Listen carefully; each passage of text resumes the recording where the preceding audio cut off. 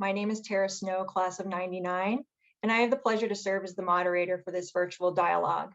This event is being recorded and will be available to anyone in the Titan community to watch at a later date if they choose, and it will be distributed to event registrants.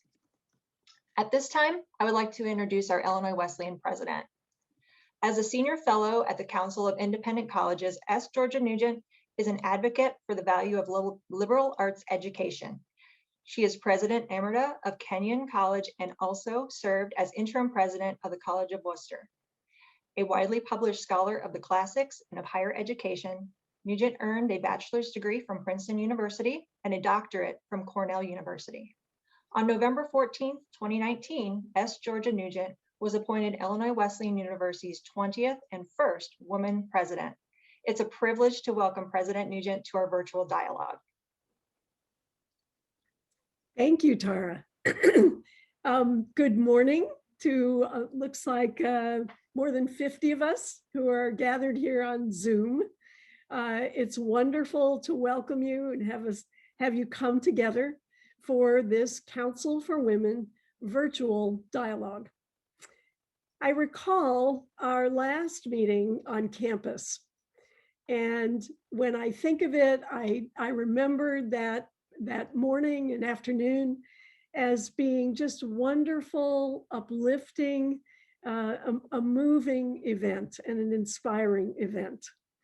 Of course, we're in this format because as we are all seeing in the news and realizing in our own lives, we're at about the 1-year anniversary of the COVID era. And because of that, unfortunately, I'm not welcoming you to campus today, but only to your screen and to all of us on screen in this format that's become so familiar. There is a prominent religious tradition which has the phrase, "Next year in Jerusalem." I'd like to modify that a little bit to "Next time in Bloomington." We'll hope to be together again. I want to thank all of the members of the IWU Women's Council for all of your dedication and the many ways in which you work together and together with us on campus to ensure that Illinois Wesleyan remains an institution of true excellence, educating students in a remarkable way. And I will say that some of our students are with us here today, and I want now to offer congratulations to our scholarship winners, whose those awards will be presented at the conclusion of the program. Now, our program today has, I think, a wonderful title. We're going to be talking in a virtual dialogue about positivity, empathy, equality, and words of hope. And I want to mention that the wonderful panelists who are joining us, Tara will be introducing them in more detail, but we have with us today, Tara herself, Marcia Gensler-Stevens of the class of 78, Leah Merrifield, also of the class of 78, and Kathleen Rice, class of 83. I want to, before we move into the panel, I want to offer Tara special thanks for moderating the panel, and also special thanks to Kim Bankston, who does such a great job as the president. I have no idea how she balances all of her many responsibilities, but she does it with grace and success. So without further ado then, I will turn over to back to Tara for us to enter into dialogue with our panelists. Thank you. Thank you so much.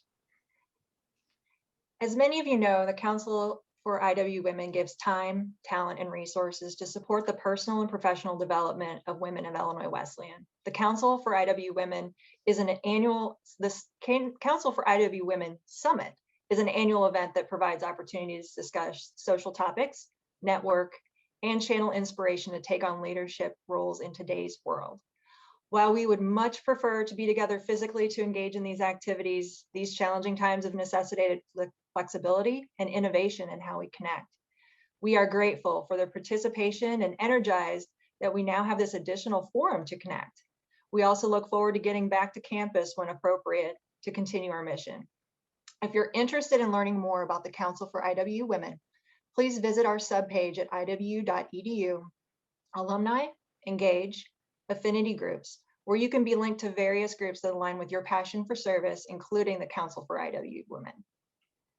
As a brief overview of today's virtual dialogue, after the formal introduction of our panel that I will go through shortly, we will dive into a moderated discussion of positivity, empathy, and words of hope. Following that moderated discussion, we have allowed time for questions from the registrants. Please feel free to add your questions to the chat feature in Zoom at any time, or you may use the raise your hand feature and ask a question directly during the Q&A section of this event. Following the wrap up of the dialogue, we will have the scholarship presentations. But first, to introduce our esteemed panel.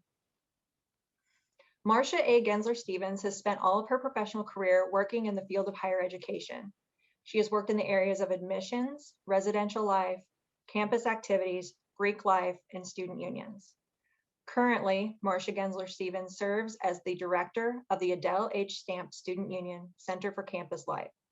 Included in this vibrant center, visited by over 17,000 people per day, are units including leadership and community service learning, graduate student life, student organizations and campus governance groups, veteran student life, student engagement and activities, multicultural involvement and advocacy, academic programs, including a leadership minor and a transfer learning community. A diverse array of restaurants and other retail options, including the university's book center and several recreational centers, including an art center, art gallery, recreation center, a major conference center, and a film theater. Marcia is also responsible for managing the university's interface with 14 recognized chaplaincies and overseeing the university's memorial chapel. Dr. Gensler-Stevens is responsible for the management of both financial and human resources and the development campaign in this large student affairs department. Marcia is well known for her work on campus committees. Currently, Marcia chairs the university's Veterans Service Steering Committee. In that role, she led the university in securing a U.S. Department of Education grant to help the University of Maryland become a center of excellence as it serves veterans. Dr. Gensler-Stevens led the university's effort to construct a large garden of reflection and remembrance, creating a site to inspire campus and broader community members to reflect and renew. The garden is adjacent to the Memorial Chapel and was funded with major grants and a substantial development campaign. Dr. Gensler-Stevens continues to teach a freshman course on the student and the university and an upper-level women's leadership course. Dr. Gensler-Stevens is an adjunct faculty member in the Student Affairs Graduate Program in the College of Education. In this context, she teaches graduate courses and advises master's students and their theses. Dr. Gensler-Stevens has been recognized as an outstanding associate staff member at the University of Maryland at College Park, one of the university's Women of Influence, and she has been recognized for her work in advancing the diversity initiative on campus. In 2004, Dr. Gensler-Stevens was named by the University System of Maryland Board of Regents as the winner of the Staff Award for extraordinary public service to the university and greater community. In March of 2007, Marcia received the William L. Thomas Jr. Mentoring Award for her work in mentoring graduate students at the University of Maryland.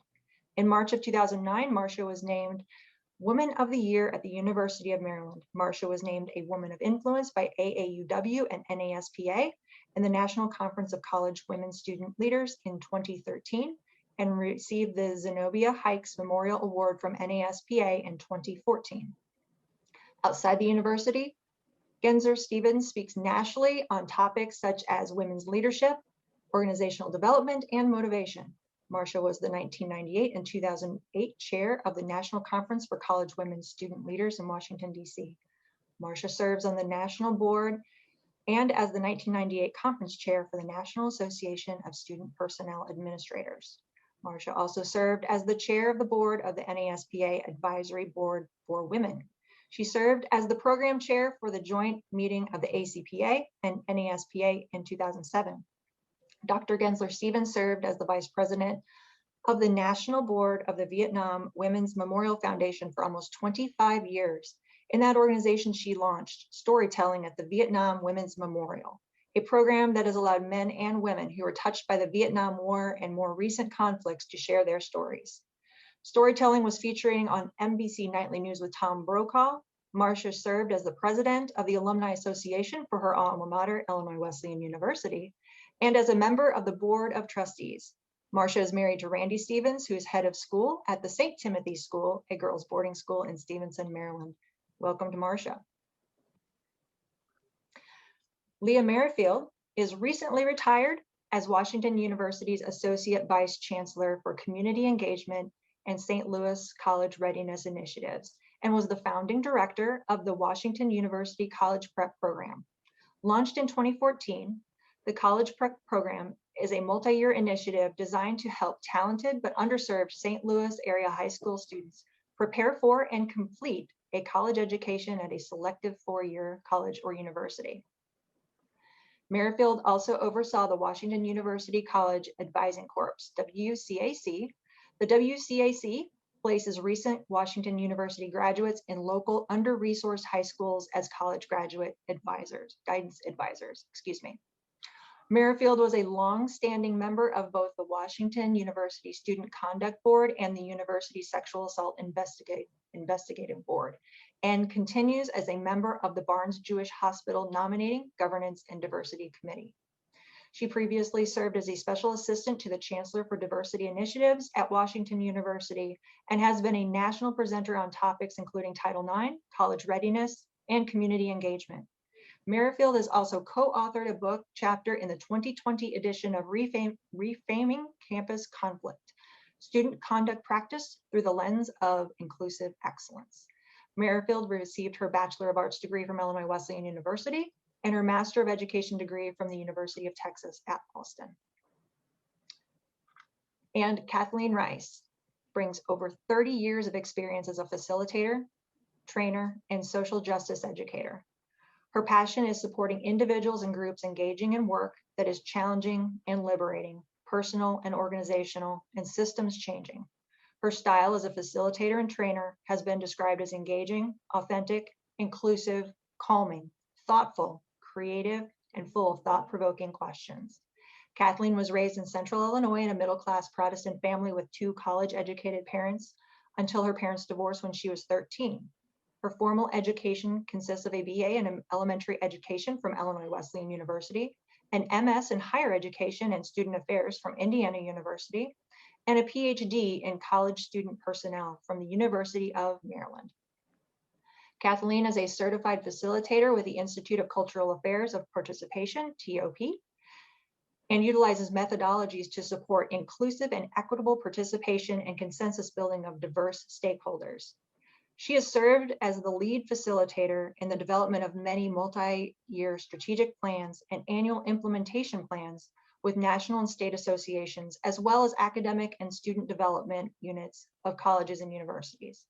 Kathleen specializes in supporting higher education institutions in building collaborative partnerships with local and global communities, and has worked with institutions including Stanford University, University of Minnesota, California State University, Office of Chancellor, University of California, Los Angeles, and the University of San Francisco.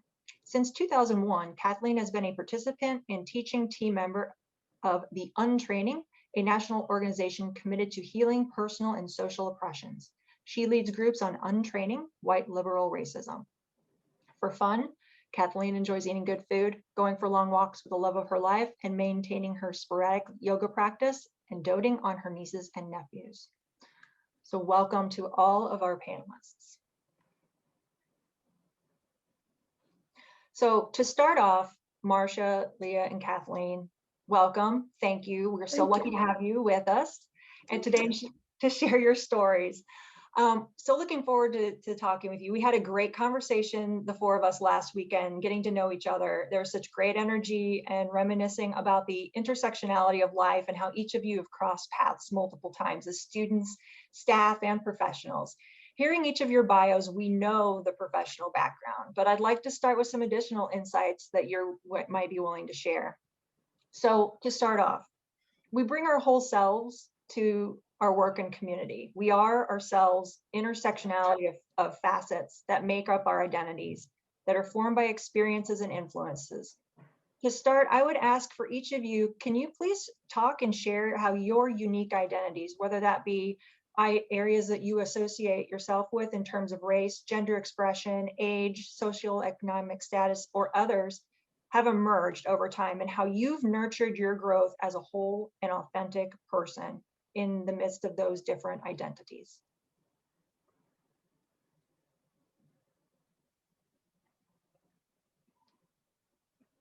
You know, it's hard. The weird part about Zoom is if we were in the room, we'd be all chatting it up because we could see each other. So I'll jump in for a second and then count on my good colleagues to really share the wisdom. I'm Marcia, if you can't see, but you know, one of the things that I often think about, Tara, is that I'm the middle child of Midwestern parents. But I also know something of what it is to be unconditionally loved. And I'm not sure that's something everybody has in life, right? That sense of being loved at one point or another in your life unconditionally. And I think of that as critical in identity. And in my Illinois Wesleyan years, which seem a long time ago now, one of the things I really came to appreciate in the 1970s, the late 1970s in particular, was what it was to be a woman. It was the, you know, sort of the time of thinking out loud about equal rights. And it's funny that we're still thinking about that and equal pay and any number of other things associated with gendered people that were considered women. And I think a lot about my identity as a woman, particularly having emerged from the sciences. I was an undergrad biology major. There weren't as many. I only had one female science professor in my whole career there, and she forever transformed who I am. And I think about that paying it forward often as a woman because of that influence of not only family, but also faculty members who said, you have power, but you have to sometimes use that power in conjunction with others. I always recognize the privilege I have as a highly educated woman and a white woman. And I never think of myself as old, but let's just say I'm slightly older than the 18-year-old freshman I teach. Thank you so much. Well, I'm happy to jump in next. And you know, this issue of intersectionality and how do they all come together, there's sometimes when I think about myself in those ways, and other times I just don't even think about that intersectionality. In some ways, it's like Popeye. I am who I am, and that's all that I am, and I don't think about it. But the fact of the matter is, there are these intersectionalities. You know, I am, unlike Marcia, I'm the youngest in a family. My parents did not have the opportunity to attend college, and so I was a first generation undergraduate student at Illinois Wesleyan. But at the time, I don't remember even thinking about it in that way. You know, reflecting back on those times, probably the thing that really stood out for me was that I was one of a very small number of Black students on campus at that time. Having grown up on the south side of Chicago in a neighborhood that was primarily Black, just like my family, it wasn't until high school that I really intersected with, you know, significant numbers of people who looked differently than me for long periods of time. Yes, we shopped downtown. My mother and parents worked in environments where, you know, they were diverse. But for myself, you know, my education from K through 8 had largely been in environments with all African-American students. There were some diverse teachers, but all African-American students. And so getting to Illinois Wesleyan and really trying to find my way and figure out how to navigate in this broader world was challenging, but really a blessing. Before I left Illinois Wesleyan, I had these experiences of being the only Black student in a class, the only Black student who fill in the blank, trying to figure out if my Black friends weren't there in the cafeteria, who would I sit with? Who was friend, who was foe? These are things that I learned to navigate at Illinois Wesleyan. And then they have served me very well in all of the places that I have been in since then. So in some ways, it did allow me to not think about so much, okay, am I going to be the only woman? Am I going to be the Black person? I'm coming. Whatever the environment is when I get there, I'll deal with it. But I am who I am, and that's all that I am, and that's what I bring to the party. Wonderful, wonderful. Kathleen? Let's see. Well, so I primarily grew up in first Morton, Illinois until 6th grade, and then Peoria. So my experience in Morton, I've come to find out more recently, there was some racial diversity in Morton, but I did not experience any of it. I was surrounded all by white people. I had all white teachers. My life was very white. And I had no, that meant anything at that time. And it just seemed like it was my life. And I was surrounded by white people on TV and other places. And then I moved to Peoria, which is a diversity, but was, and I know currently still is, deeply segregated. So I still was having a very white experience in terms of where I was in school, but I was going to school in a more diverse group, also with students of color, primarily African American students. But again, our lives were often very separate, and I didn't even think about it. I didn't really, well, I don't know if I noticed it or not. I have a feeling I noticed it. I think young people do notice this stuff, and I think pretty quickly I got the message that as a white person, I wasn't supposed to notice that, and I was just supposed to keep going. So it wasn't until actually I went to graduate school where my world got blown open. And it was by a dear friend who Marsha also knows and cares about, Donna Barassa, who said to me, she's a white woman, and she said, Kathleen, you have to figure out what it means to be a white person in this society. And I had no clue what she was talking about. And I feel like I've been spending the past 30 years trying to figure that out. I have chosen this work around racism, I think initially out of a place, and I'm kind of embarrassed to say, out of a place of pity. Like I saw the disparities and I knew it felt wrong and unjust. And so I started doing this work to quote unquote help people of color so they wouldn't have to deal with the injustice. And it took me a couple decades to recognize it was actually my healing work that I needed to do, that I had been hurt by this as well. And it's not my work to help quote unquote people of color. My work is to heal the hurts that I've inherited as a white person and the ways I keep every day perpetuating it and making mistakes unintentionally. So because I've chosen this as kind of my life's work, I think what I missed out on was I haven't done the work around what it's meant to be female. I can remember a few experiences, like in 6th grade for Halloween one year, I dressed up as a broadcaster. I wanted to be a TV reporter, and a man said, oh, you probably can't do that because the equipment's heavy and you won't be able to carry the heavy equipment. And already by that point in 6th grade, I believed that message. I internalized it. And I let go of that possibility and chose education, which I loved, but was a field that I saw a lot of women in already, white women in particular.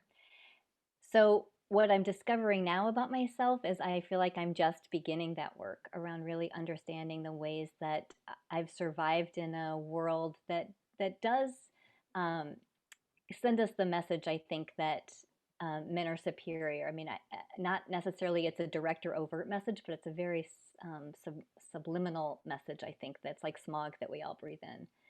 So I think I'm just kind of beginning that path of really uncovering what has that meant for me and how have I believed some of those messages. That's the place where I've had some power to not just take that all on. So I'm kind of excited about that journey and kind of scared as well. Well, that's very interesting, and I think something that a lot of people deal with, some sort of internalized oppression, whether it's sexism, racism, misogyny. how have you been taking that journey, Kathleen? Are you willing to share a little bit more about that for the group, and then we can maybe also understand, Leah and Marcia, you know, if you've also experienced this and how that has influenced or affected your journeys.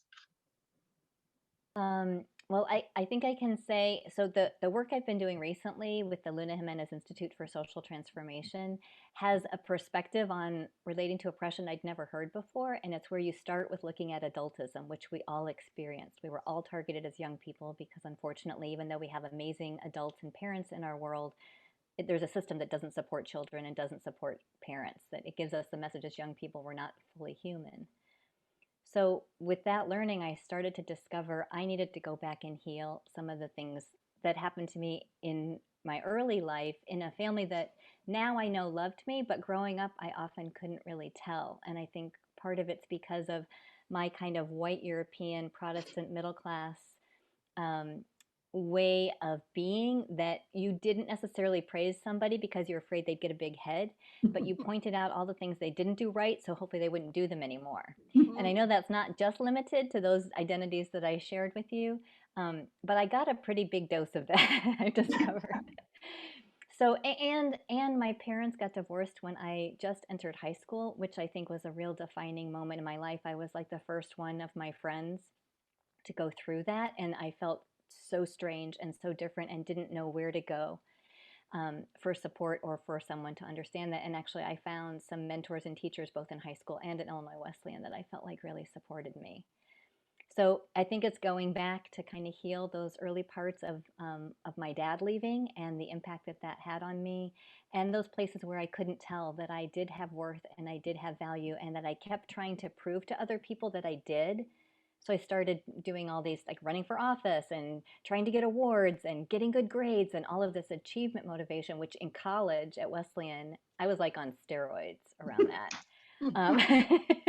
In fact, I felt like I couldn't call my dad to get his attention. I couldn't call him unless I had won something or gotten a good grade or something. I didn't know what to talk to him about. That's how disconnected we were. So I guess the short answer, Tara, is to go back and heal those early places. That's helping me then look at where my whiteness shows up as racism and where my internalized sexism shows up, as well as other forms of oppression. My anti-Semitism shows up in my relationship as I'm married to a Jewish man. And so just trying to be able to notice that and be compassionate with myself, and know that I can keep taking responsibility and learning and try to do better next time. Wow, thank you for sharing that. Leah, kind of along the same lines, I think, you know, the internalized oppression and in the various ways that it can show up, how have you wrestled with that or not wrestled with it? If you've got the secret sauce, we would love to hear it. But I think more often than not, someone has always, you know, had the experience, then they look back and they understand that some kind of unconscious acceptance of a norm that's not a norm. How have you addressed that in your journey? You know, one of the ways that I think about it is this way in which we other people, you know, they are different from someone else. This othering that frequently occurs, and then you internalize it and you see yourself in that way. And not only is it the othering, it's the naming of you as different, but oftentimes associating that difference with something that's less than or negative.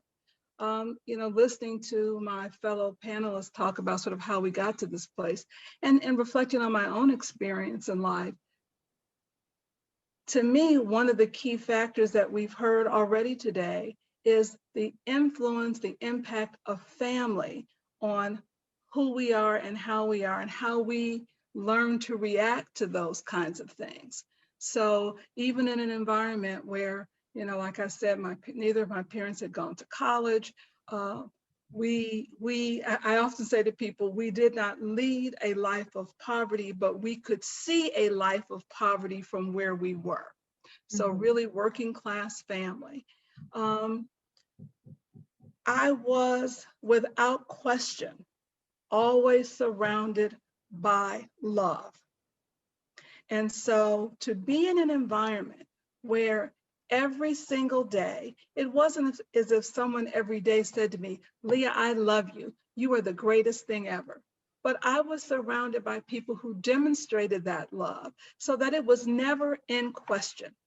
So if there were a time when someone outside of that family unit, and I'm not even limiting it to my mother and father and my older brother and sister, but our family, the community in which I grew up, our church home, everything about that was affirming to me as a person.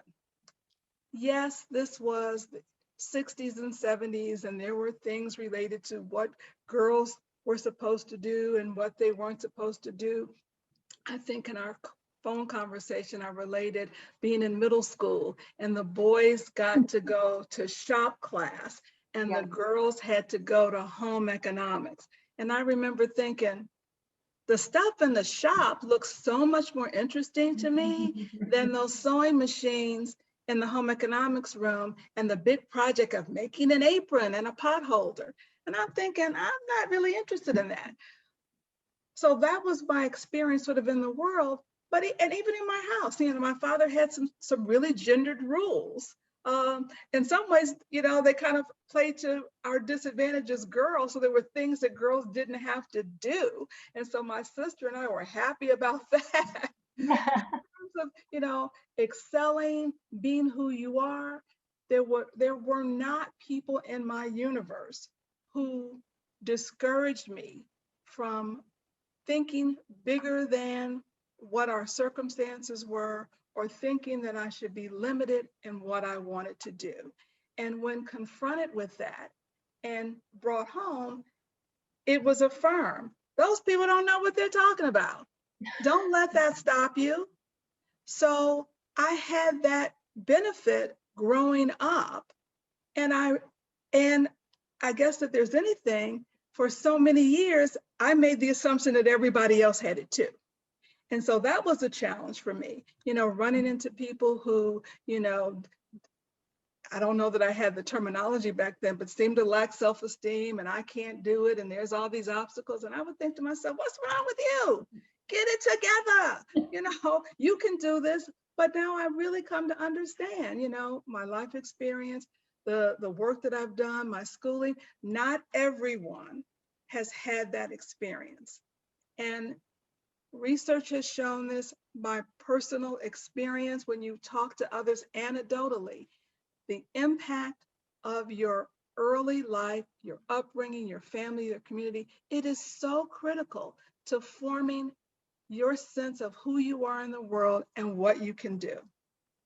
Absolutely. So I feel fortunate, and I certainly don't want anybody on this Zoom to think I have never faced a rose thorn and I haven't had to take to my room and suck my thumb and go, woe is me, it's not fair.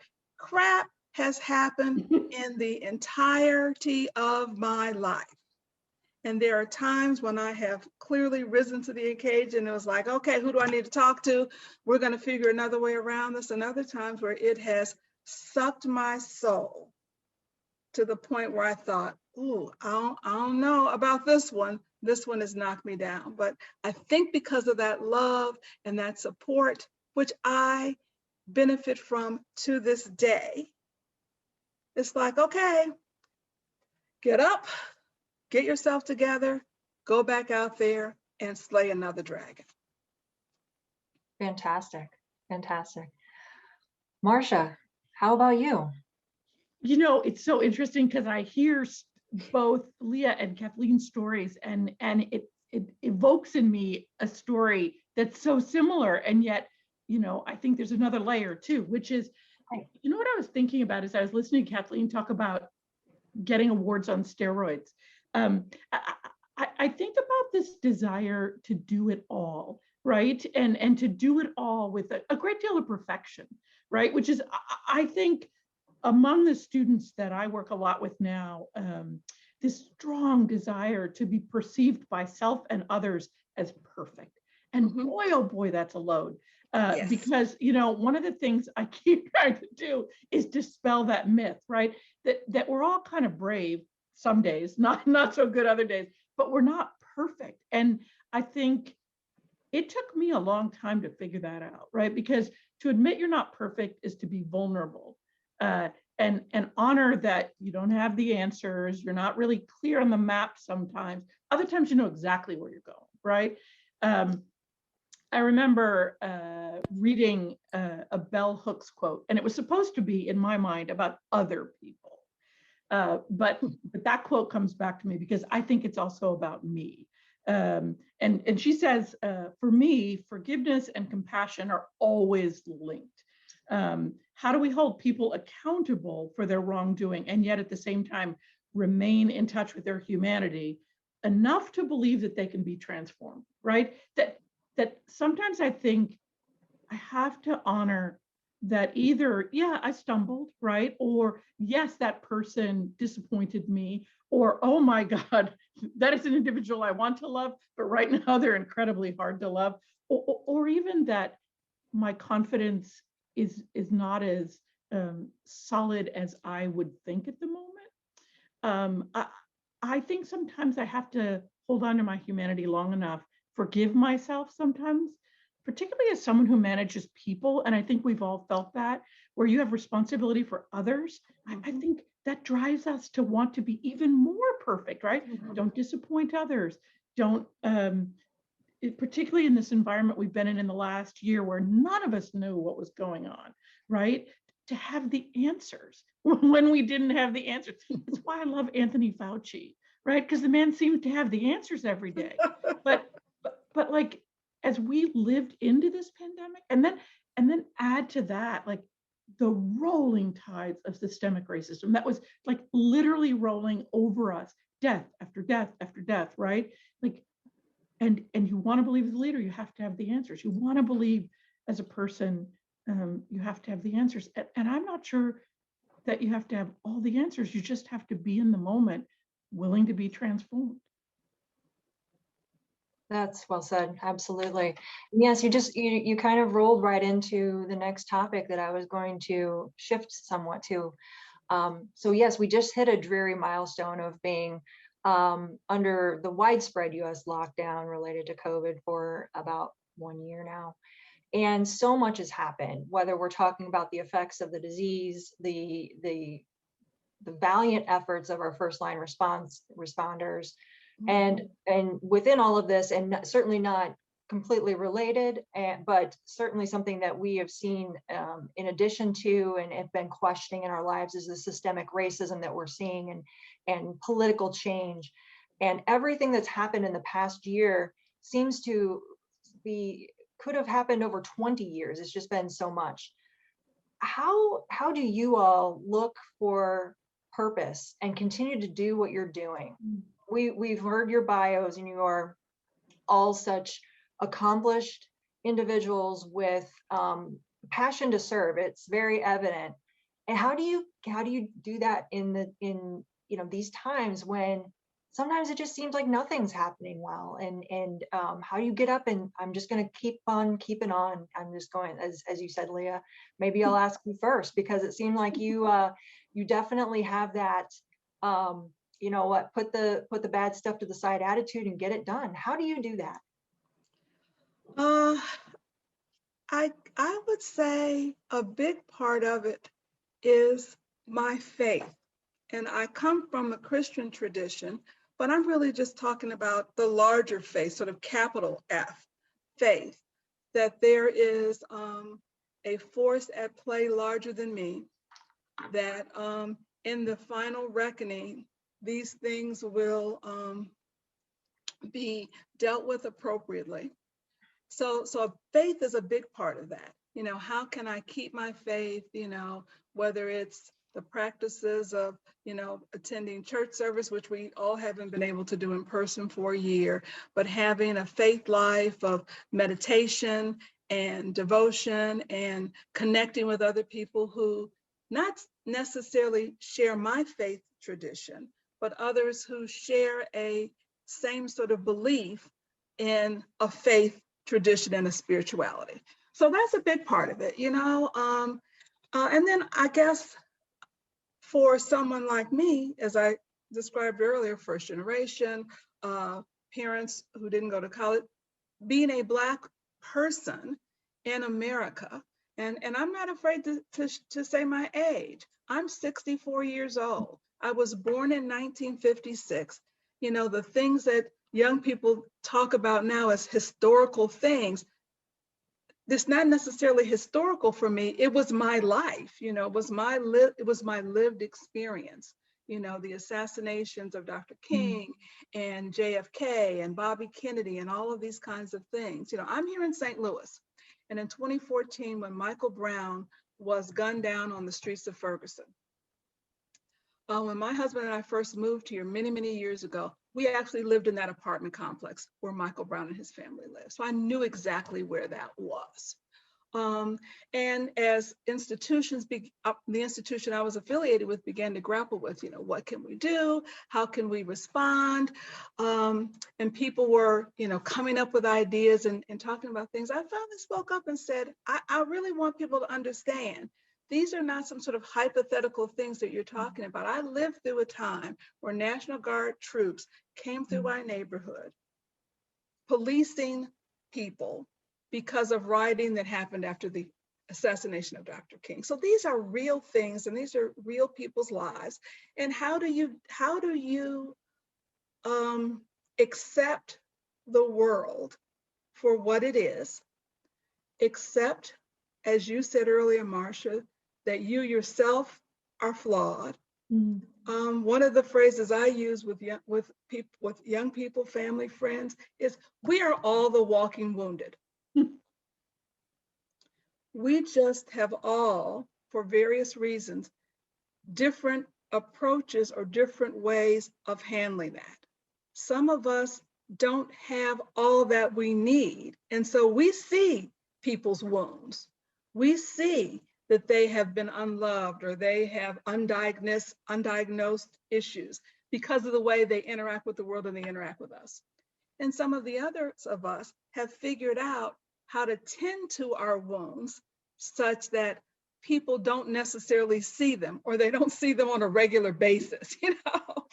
And so you have to, so for me, it's having that faith, recognizing that we are all the walking wounded. And so let me try as best I can to give others grace and mercy.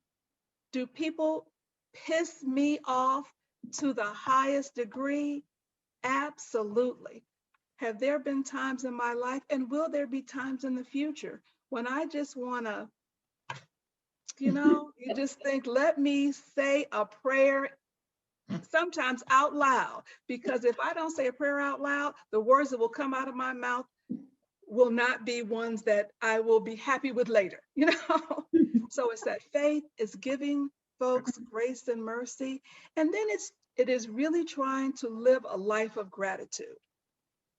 Even though there have been difficulties, there are historical inaccuracies, there is very egregious historical wrongs across the globe. Even right now, in pandemic times, 500,000 deaths of Americans, that is beyond egregious. So these are all real things. But finding a way to hold out hope that things can and will be better. You can't give up. The mantra from my family on my maternal parents, my mother's side was, it's a great life if you don't weaken. And so those times, whether it's the big stuff of pandemic, whether it's my husband has some serious health challenges this year, you know, all of these kinds of things, like, why me? Why me? Whew. I need to go back to that faith tradition. I need to hold out hope. I need to give other people grace and mercy and have practice around gratitude. As difficult as these things are for me, what are the things in my life for which I am so grateful? And those are the things that I have used to try to sustain myself. Excellent, excellent. And Kathleen, how about you? Your work is facilitating and helping individuals, how do you find the strength and what motivates you to continue on that work, which I'm sure at times is both rewarding and very challenging, both to hear and to help those folks. So how do you do that? What gets you out the door every day to your job, or virtually as you have it now? Yes, I often joke my commute is literally, as it is for many of us, like 10 steps. I do get to go outside for about 10 seconds to get to work. I do get to see the light of the sky. Um, well, one of the first things that comes to mind is just that both the opportunities and the challenges that this time period with the pandemic and with the racial reckoning have provided for me. I feel like there have been opportunities, and then I also feel like I've been kind of pushed to confront some of my patterns and some of my fears and things that I've really been holding on to tightly that have not been working for me very long, but I haven't been able to figure out how to shake them up. And I just feel like this pandemic has really forced me to shake some of them up. And like I can remember at the beginning hearing people talk about like how there are all these people baking banana bread and cleaning out closets and had all this extra time. And I'm like, where's that extra time? Like I'm not finding that show up. And I think part of it was because of the racial reckoning that was happening before even George Floyd was murdered and before the protests in the summer. But certainly things got very ramped up in the summer. So our work became even more demand for our work. But I think a lot of it was more my early hurts that we were talking about before and my patterns around work, because that thing that I did to get the recognition from my dad and to feel worthy about getting good grades and getting awards and running for office, like all of that got funneled into work once I got out of a college environment where you didn't get awards and leadership positions all the time and things like that. So I've been on this cycle, I think, for 30 years where I have a really hard time saying no to things. And part of it is because everything sounds so interesting and exciting to me. And part of it is, I think, because I'm afraid of disappointing people and because I'm wanting that affirmation. I'm still trying to fill that void that I really wanted my mom and dad to be able to feel for me. And so I'm trying to find it now. But no matter how much I do or how much affirmation I might get now, it doesn't feel like it's enough because it's not even about the now, right? It's about this old stuff that I still haven't been able to fully heal yet. So it's like I'm on this rabbit wheel of trying to get a need met, and I'm going back to some of what you said, Leah, about things like meditation and being still, and that's a place I really struggle, and I'm wanting so desperately to find my capacity to just pause and be with myself. And I can at least notice it now. I can see that when I do stop, I can see all That's these feelings. important. Yeah, thank you. That gives me hope. I can see the possibilities, and I can just sit with how incredibly uncomfortable it is and notice that I have kept busy to avoid feeling a lot of things I haven't wanted to feel.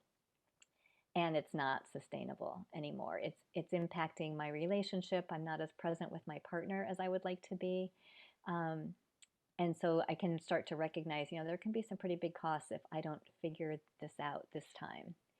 The other thing I wanted to say about like what keeps me going is I would actually say Illinois Wesleyan planted some really important seeds for me because of the struggles in my family, and I have an older sister and two younger brothers, and we weren't really taught growing up how to look out for each other.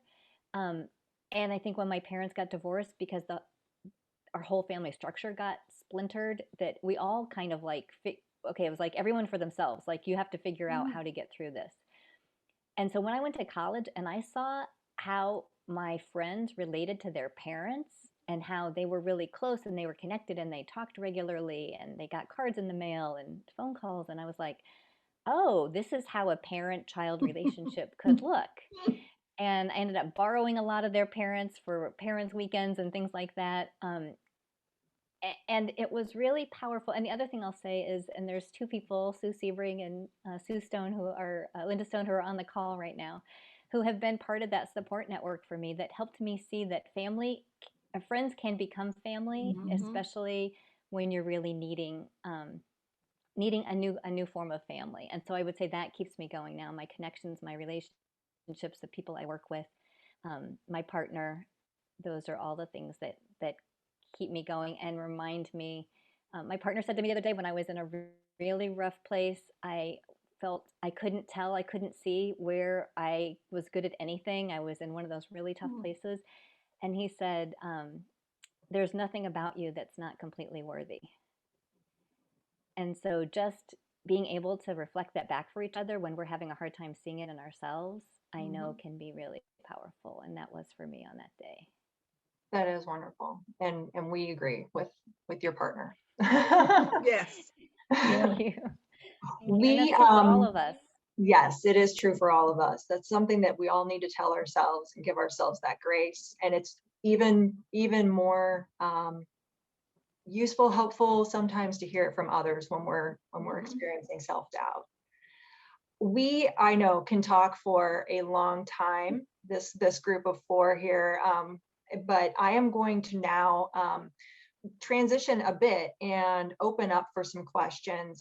We've had a bit of an active chat. I haven't seen any particular questions, but if you do have a question, as I mentioned before, please feel free to drop it in the chat. We can see that and address it. Or if you'd like to raise your hand and ask directly, don't be shy, please do so. And we'll continue to go on for a few more minutes with question and answer. And I've got a couple of questions held back that we can continue on as well until we have to wrap for the transition to the scholarship presentation. So are there any questions that we have before? Oh, we've got one from Ms. Claudia Brogan. Hi, folks, and thank you for your wonderful observations and life lessons. So darn fun to hear these great stories. I'm thinking, especially now as our students are listening and thinking about reinventing their journeys or being ready to reinvent as they go.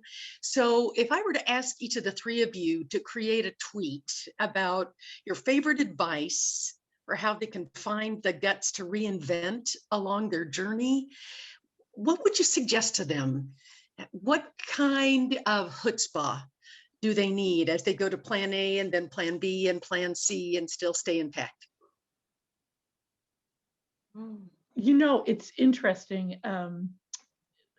Listening to both Leah and Kathleen just a minute ago, Claudia, I was thinking about that very stream. My friend who was head of the counseling center for years, who I adore, right? It's like you have a friend who's your therapist, but she doesn't know it. She once said to a friend and I over dinner, I think you're good enough for now, right? It's that ability to see that life is a journey, right? And that how do you like put it in bite-sized chunks, right? So finishing college is a big damn deal, but you're also walking out into a world that you probably will change careers 7 times, right, in your lifetime. And you may be doing things no one's even dreamed of yet. So what's the first leg of the journey? And how can it be good enough for now? And the one thing I would say to Kathleen's and Leah's earlier points, who are you going to be on the journey with? Right? Finding people that will fuel your soul, that will believe in you, who will breathe air into your dreams when you can't believe them yourself, right? And so that may be people who love you or you love, but it also may be the mentor, the faculty colleague, the person who you don't even know, right?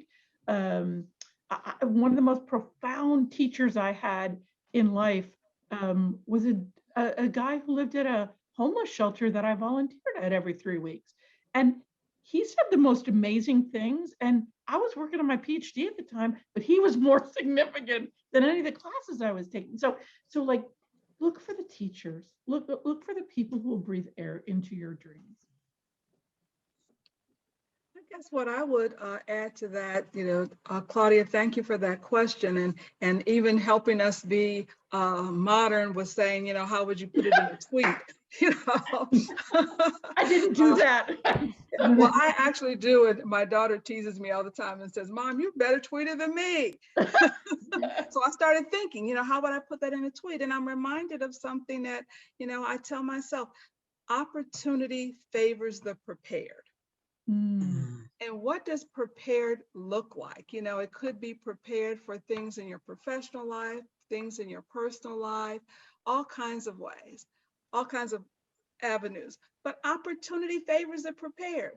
If you're ready, you don't have to get ready. And so that means leaving yourself open to opportunity. It means being flexible when things don't necessarily go the way that you want them to go. It means like this life that we're in now. There are the before times, and now we're in pandemic time. And I think all of us individually, and then even the organizations that we have observed and are affiliated with, saw they had to pivot. And the organizations that pivoted the best, the individuals that pivoted the best, were the ones who were flexible, who said, okay, you know, I'm teaching this class and I've never really done Zoom before, but okay, somebody come in here and teach me how to do this so that I can present this information, I can have this discussion, I can be a part of the learning for these young people. So it's being prepared, being flexible, and not staying stuck in, this is how I've always done it, this is the way we've always done it. Yes, history can inform, but we don't have to stay stuck there. So that's what I would say, Claudia, is opportunity favors the prepared. Well, let's see. Those are both awesome. I guess a couple things come to mind. One is make lots of mistakes. I wish I'd gotten that message when I was young. Yes. And that's Make lots of okay. mistakes, and it's okay, and you will live through it. No one died from embarrassment. I can attest to that, having experienced it many, many times. And to try to create a different, more just, equitable world, like have to make a ton of mistakes. There's no way to do it. Nobody knows how to do this. We're figuring it out together. Something somebody said to me one time when I was having a really hard time is she said, it won't always feel like this. And that actually, I'm feeling it kind of now as I say that, that actually gave me a little bit of space and a little bit of hope, which Leah was talking about, I think. Like when we're holding the intense pain of these egregious injustices, as you talked about, Leah, and the hope simultaneous, like we have to be able to hold both. We can't just hold one or the other. Exactly. Yeah. And that we all have the capacity to hold all of it. There's no feeling that actually we can't hold. It can feel unbearable, but there actually, I don't think, is a feeling that we can't bear. With community, Totally with agree. support. Totally agree. Let's see. Look at that. Claudia's taking notes for us. She wrote it all down. I know. I've been over here taking some notes too. This is wonderful stuff. Are there other questions from our registrants that someone would like to raise their hand and ask the panel?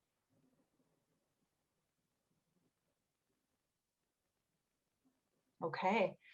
I'm going to go ahead and ask another question. If anyone has anything that they want to do, that they want to ask, please just raise your hand. We will get to that question quickly if we can. I think the other question I would ask is around fear, and this is one that we're going to probably start, toward our wrapping up phase. But this is one that I think is a very interesting one in terms of everything we've talked about. We've circled this topic. We've definitely had some good conversation, and I appreciate everything that's been shared. But tell us all about a time when you confronted a fear and you realized your vision. How would you suggest that our registrants think about that and in terms of their own fears? We're all dealing with our own situations and the current climate of the world, and how that affects us is different for everyone. And so that would be wonderful to hear from you as to how that has maybe happened either recently or in the past, and the wisdom that you gained and can share with the group. And Marcia, maybe I'll start with you this time. I'm glad you asked that question, because I think sometimes we pretend like we're not afraid, I'll just whistle. One of the assignments I do in class is, it ends up being a 10-page paper, but it is, back to Leah's point, it is forced meditation, right? And one of the things you're asked to meditate on is you're supposed to draw a list of your strengths and then refine that list the next day and the next day and the next, right? And you're supposed to talk to a group of people you trust about that list. But then the next week, part of what you're doing is taking out those fears and those failures. Because the truth of the matter is there is incredible power in looking at failure and fears. Like, what are you most afraid of? You know, I would tell you, and they could be listening now, I was really afraid at 20 when my mother was diagnosed with MS that I would be one of those kids who'd have to grow up without a parent. And my parents are 89 years old. And like Leah, I rarely admit this, but I am 64. And, you know, I often say to the students I mentor, my mother's voice is the voice I hear in my head, right? And so I think about, if you look straight in the face of fear, sometimes what you're able to do is to say, and what am I meant to learn from that? And who am I meant to be if I really take those lessons to heart, right? Her voice is still in my head, right? Her voice is still in my head. Now I get the luxury of calling her at night on the way home from work, but like, what are you most afraid of? And what if you took that out and just looked at it? Wonderful, wonderful. Kathleen, I'm gonna ask if you have any thoughts on this one. This is one that you'd mentioned in some of our pre-conversations that you've been thinking a lot about lately. So, do you have any other items to share? And you've been very open with a lot of the things that you've been thinking about recently. So thank you for that. Yeah, I feel like this past year I've been terrified a lot of the year.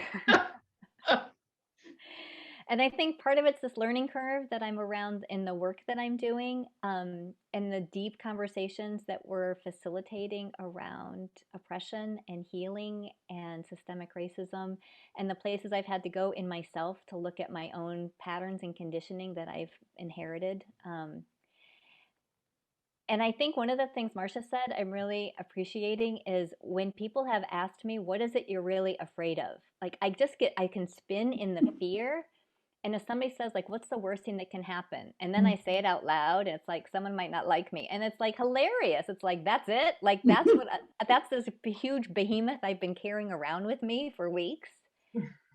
So I think that gift of naming it, and again, it goes back to like having those trusted people in our lives, because sometimes we need someone else to ask us that we're just not in the place that we can ask ourselves. And the other thing goes back to what Marcia said earlier about vulnerability. I had a boss who told me, my boss told me a couple of years ago, Kathleen, you need to be more vulnerable. Like with our clients, you need to show more of yourself. And I literally had to Google it. Like, I did not know what she was talking about. Like, what does that mean? And now I've been able to look at like how this conditioning as like a white middle class Protestant person, like everything's fine. Like we were taught, like, have the facade up. It's all good. And there's like all sorts of crap going on underneath. Oh, and by the way, my dad left and the family fell apart, but everything's fine. But other than that, Mrs. Lincoln, how was the play? That's right. So I think that that's also the place to meet the fears with the vulnerability, and knowing, as both of Leah and Marcia have said, like, this isn't just my condition. Like, this is a human condition. We're all scared. We're terrified. Right. And so how do we allow ourselves to talk about it with each other and feel it with each other? Mm-hmm. Excellent. Excellent. Leah? I guess for me, when I think about times in my life when I felt fear, anxiety, what's going to happen next, it's sort of this generalized sort of fear of the unknown. What will happen next? If I take this new job and move to the other part of the country, how will that work? For many years in my marriage, my husband was a college basketball coach. And so that meant, if you know anything about college basketball coaching, that you pick up and move. And so, okay, now we're going to move to Texas. Now we're going to move to Georgia. And, from the very mundane of like, where will we live and what have you, but then how am I going to make friends? Who am I going to meet? And are there going to be people who I'm going to enjoy hanging out with? So for me, it's just been sort of this generalized anxiety about, the fear of the unknown. And then once I would get in those situations, sort of facing it, you don't have any other choice. Well, I'm here now in a town of 15,000 people. This is pre-Facebook. So like, how am I gonna, so you just figure out, meeting people, making yourself vulnerable, going into situations where you don't know anybody, but I guess I'm gonna know somebody when I leave this place. So for me, it's just been this sort of generalized fear of the unknown. Leaving Illinois Wesleyan, I had a job, but what's that going to be like? I'm going to go back to Chicago. I'm going to work downtown. Like, there's not going to be anybody there from Illinois Wesleyan. There's not going to be anybody there from growing up with me. How am I going to make some friends? And so it's that sort of, that hesitancy of, will this work out? How will this be? But then going back to that place of, okay, who are the people who can help remind me, you're not a shy flower, you're going to get there, you can do this, or even concrete suggestions. Did you try this?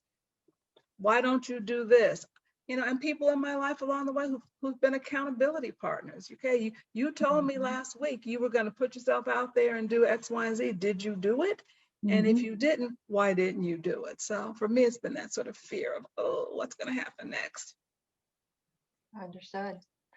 Well, thank you so much. I know we have gone through a lot of heavy topics, some light topics, and some great anecdotes from each of you. And I really appreciate all of your time.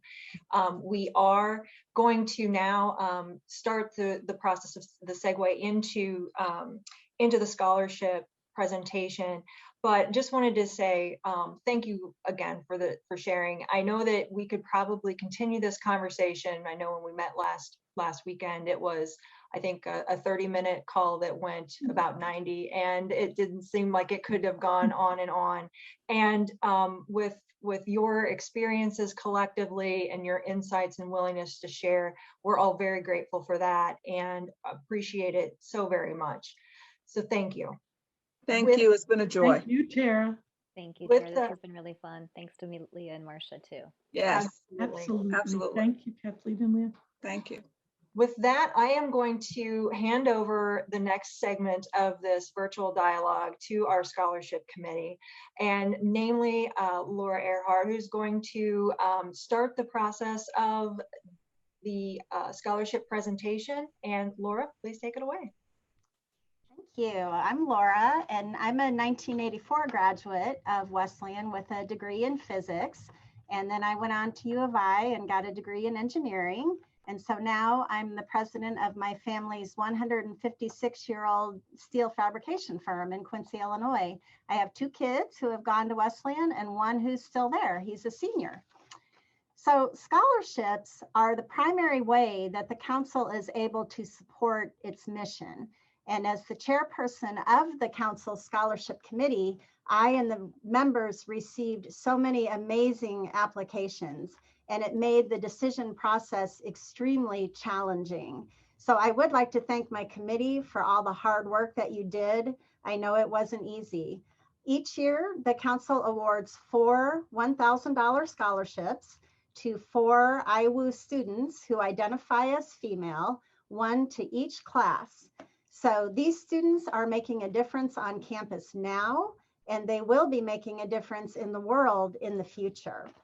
We're going to begin with the senior class recipient, and our representative is Jessica Lothman from the class of 2006.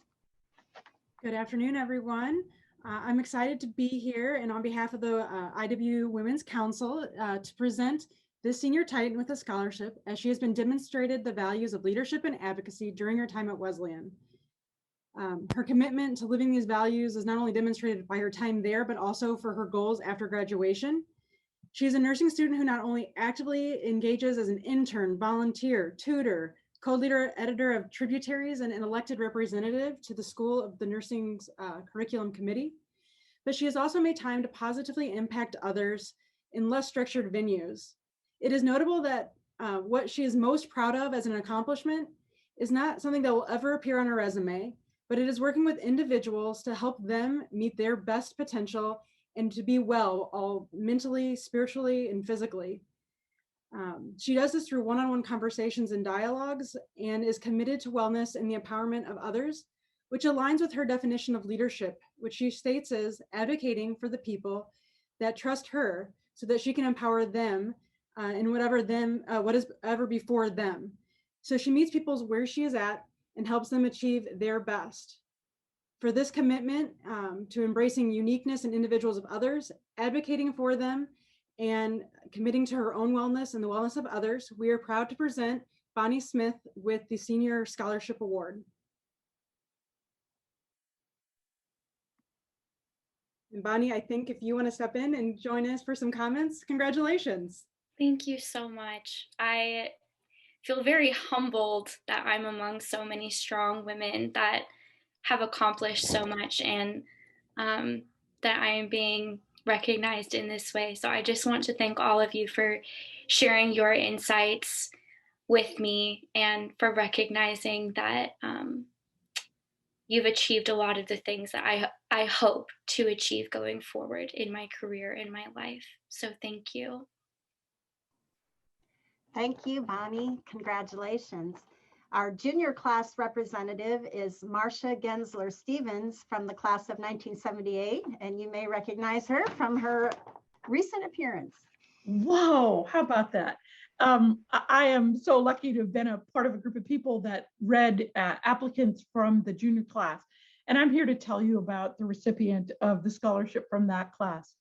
Introducing herself as a queer Chinese American sociology major with a double minor in health and women gender studies. It was an amazing array of experience that have this person influencing many. From Touch of Class to being co-founder and president of the Asian Pacific American Coalition, to being the creator and host of a WESN radio show that she did with the support of her office, her workplace, the Office of Diversity and Inclusion. The radio show's name, Diversity Deep Dish, a way in which this person lives out her role as mentor, an ODI peer mentor in particular, on the airwaves. Our scholar is committed to equitable access to healthcare, something so critical and we've learned so much about in the last year. Has aspirations to work in the field of public health, particularly looking at the way in which we mete out good care for those in marginalized communities. I am so proud to introduce our junior scholar, Leah Spears. Thank you so much, Marcia. I'm deeply honored to be here with you all today. First off, I'd like to thank the Council for Women and the Scholarship Committee for honoring me with this generous gift and for creating a space that inspires women's achievement and success. Secondly, I'd like to thank my friends, faculty, and staff for all of their support and guidance. Special shout out to Hannah Maswani, Veronica Torres Luna, and Charla Brown Ajayi from the Office of Diversity and Inclusion for fostering an indispensable environment of community, mentorship, and empowerment for all students who feel overlooked here on campus. Thank you also to my brilliant sociology professors, Dr. Courtney Irby and Dr. Megan Burke, for their unmatched professional advising since my first year here at Wesleyan. Lastly, I'd like to thank my parents for all of the sacrifices they've made for my education and future. Thank you, Leah, and congratulations. Our sophomore class representative is Jen Hoffenkamp from the class of 2008.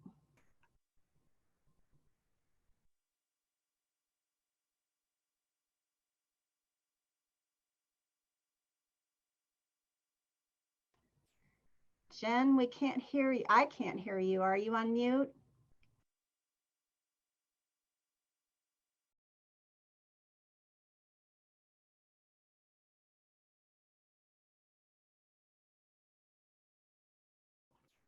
Do we have some tech support available?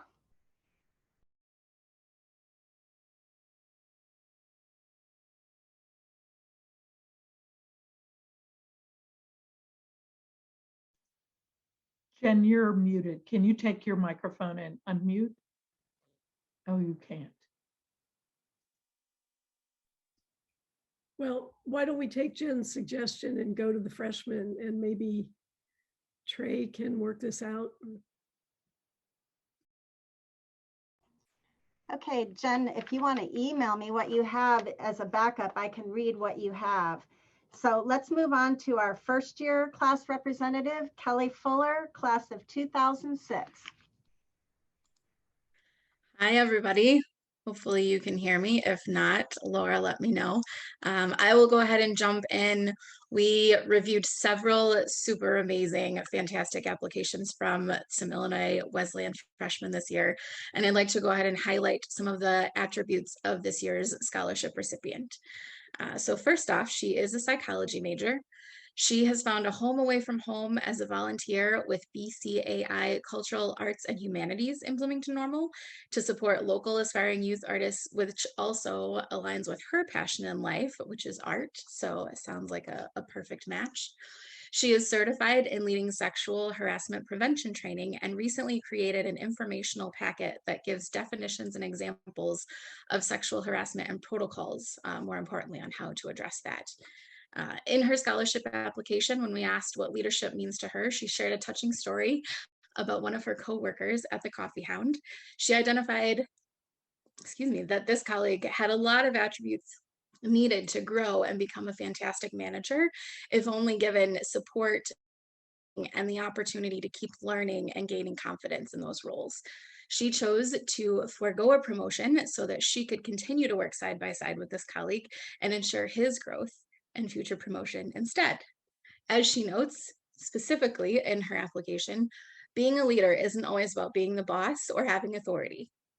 As you may have guessed, this year's recipient is a non-traditional student, and we were blown away by her life experiences and thoughtfully sharing how she's determined to go after her dreams while also supporting and inspiring others at the same time. This year's recipient of the freshman scholarship is Haven Ryburn. Haven, congratulations. Thank you all so much. I greatly appreciate that. Thank you.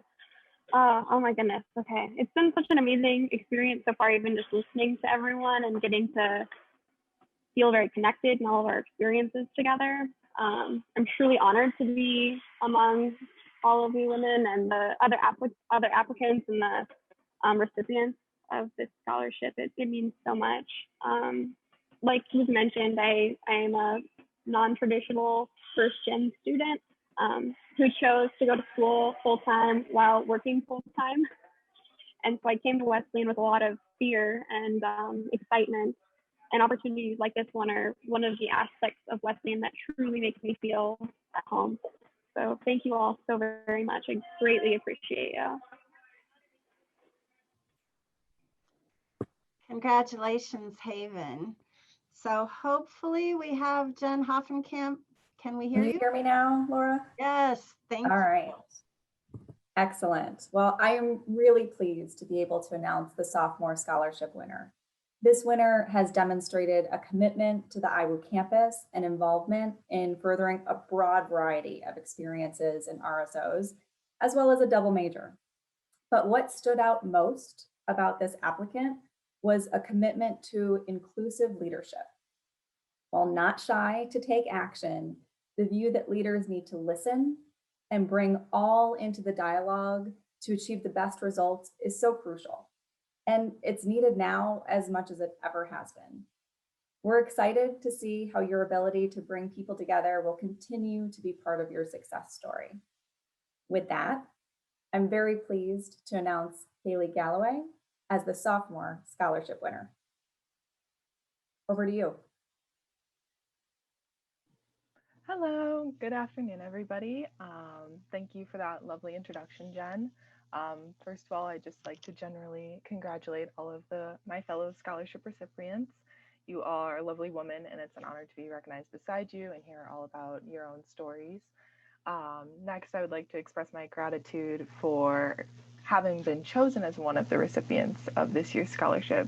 There are so many different great, inspirational, powerful, hardworking women at this university, whether it be staff, alumni, or peers, many of whom are here today and have been involved in this wonderful discussion and dialogue.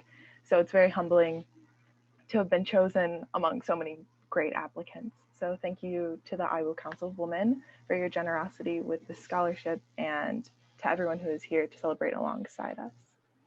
And with that, I'll leave you. Thank you. Congratulations, Kaylee.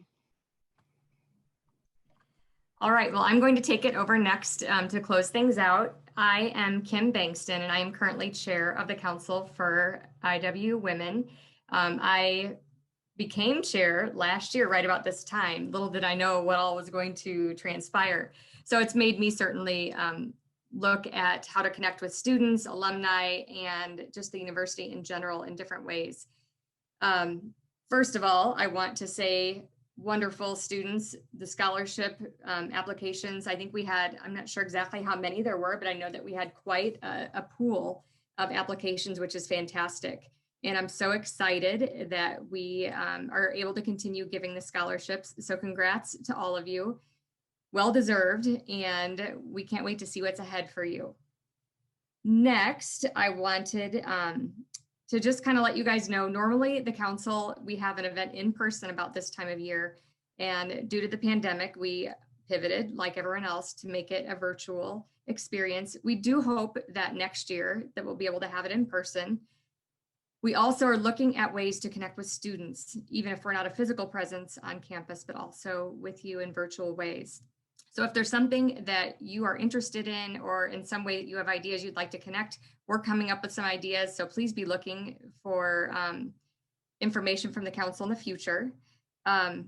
We want to be those people that help, what was it they said, breathe air into your dreams. So we want to support the students. We had people that supported us when we were at the university, and we want to give that same experience to you, whether it be from faculty and staff, alumni, or friends of the university. The next thing I wanted to say was, wow, what a panel. This was fantastic. It was supposed to be about empathy, equality, words of hope, and I just feel like it was all that and then some. I think I could have listened to these ladies for hours and hours and hours. But of course, we know that we all have time constraints. But I do think it gives a lot of us ideas to be introspective about, especially during these challenging times, and thinking about making sure we understand what vulnerability means and that it is normal and okay, and reach out to others for help. I certainly have done that over the past several months. Next, thank you, a long list of thank yous. So our accomplished panelists, Marcia, Leah, and Kathleen. We also want to thank President Nugent for joining us. Thank you to the students who are in presence and scholarship winners, all of the council women, alumni, faculty, staff, and friends of the university. A big thank you to the Alumni Development Office. Michelle Brady and her team worked very diligently on all of this. And moderator Tara Snow, who this has been quite a project for her, particularly in the last couple of weeks. So Tara, I appreciate your hard work on this. Finally, on April 8th, it is all in. It is the day that Illinois Wesleyan really urges friends, alumni, current students, faculty, and staff to donate to the university. April 8th is 26 days away if you want to do a countdown app on your phone. Last year, it was very successful and raised over $1 million in less than 24 hours. Over 2,000 donors, I believe, if that number is correct. So let's see you all show your IW spirit. No amount is too small. Spread the word to your friends. There's some very cool social media things that I know that they have available for you to post as well. And I really want to say how much I appreciate all of you being in attendance on this dialogue session today, and look forward to connecting with many more of you in the future.